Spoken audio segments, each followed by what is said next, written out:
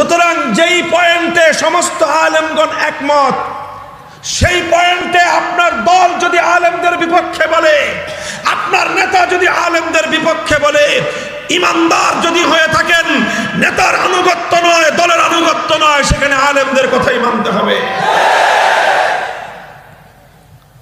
আল্লাহ পাক তৌফিক দান করেন।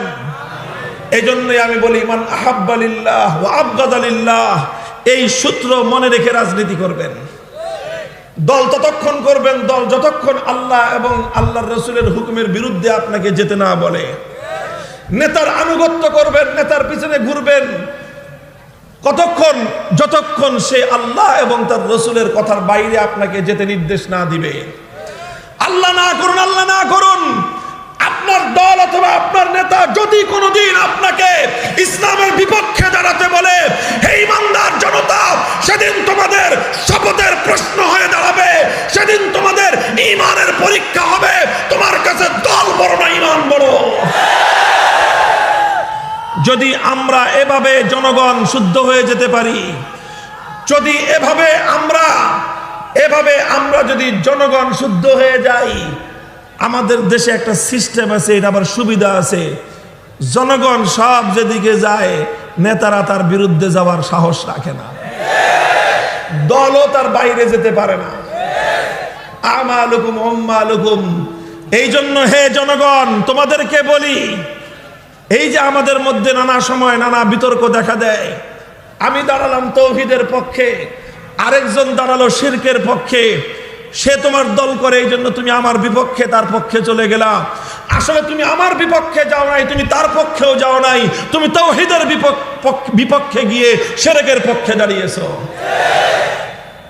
খবরদার, এই ধরনের পরিস্থিতি সামনে তৈরি হলে কোনোদিন ঈমানের প্রশ্নে তাওহীদের বিপক্ষে যাবে না, শিরকের পক্ষে দাঁড়াবে না, বরং তাওহীদের পক্ষে যে থাকবে তুমিও তার পক্ষে থাকবে, শিরকের পক্ষে যে থাকবে তুমি তার বিপক্ষে থাকবে। এটা হলো ঈমানের দাবি। কথা পরিষ্কার? মুহতারাম হাজিরিন, আর এই যে বিষয়টা আমি বললাম যে যদি জনগণ, আমরা যারা রাজনীতি করেন, আওয়ামী লীগ করেন, বিএনপি করেন, আপনাদের সকলের মধ্যে এই তাওহীদি ঈমানি এই চেতনাটা যদি আসে যে দল করি ভালো কথা, কিন্তু ঈমান বিক্রি করে না। কথা বলেন? আমরা আল্লাহর হুকুমের সীমারেখার মধ্যে থেকে যতক্ষণ পর্যন্ত দল আমাকে বলবে, নেতা বলবে, আমরা জনকল্যাণে, দেশের কল্যাণে, সমাজের কল্যাণে, সেখানে আমরা শৃঙ্খলা রক্ষা করে আনুগত্য করব। কিন্তু আল্লাহ না করুন, কোন সময় যদি আল্লাহর কোরআন এবং ইসলামের বিরুদ্ধাচরণ করার কোনো নির্দেশনা চলে আসে, তখন আমরা দলমতের ঊর্ধ্বে উঠে আল্লাহর কোরআন এবং নবীর সুন্নাহকে অনুসরণ করব, ইসলামকে অনুসরণ করব। কথা বলেন? আমি আর তুমি যদি ঠিক হয়ে যাই, ইনশাআল্লাহ রাজনীতিও ঠিক হয়ে যাবে। আমি আর তুমি যদি ঠিক হয়ে যাই, নেতাদের হেদায়েত হয়ে যাবে। নেতারা যদি টের পায় যে তাহাজ্জুদ না পড়লে জনগণ ভোট দিবে না, দেখবেন সবাই তাহাজ্জুদ গুজার হয়ে যাবে।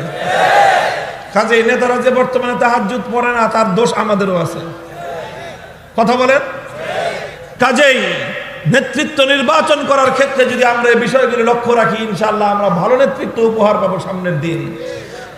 আল্লাহ পাক আমাদেরকে বুঝবার তৌফিক দান করেন। ভালোবাসবো কার জন্য? শত্রুতা রাখবো কার জন্য? দিব কার জন্য? দিব না কার জন্য? এই চার বৈশিষ্ট্য যে ব্যক্তি ধারণ করতে পারবে, সেই ব্যক্তির ঈমান মুকাম্মাল, তার ঈমান পরিপূর্ণ। আর এই চার মানদণ্ডের ক্ষেত্রে যার দুর্বলতা থাকবে, তার ঈমানের মধ্যে দুর্বলতা থাকবে।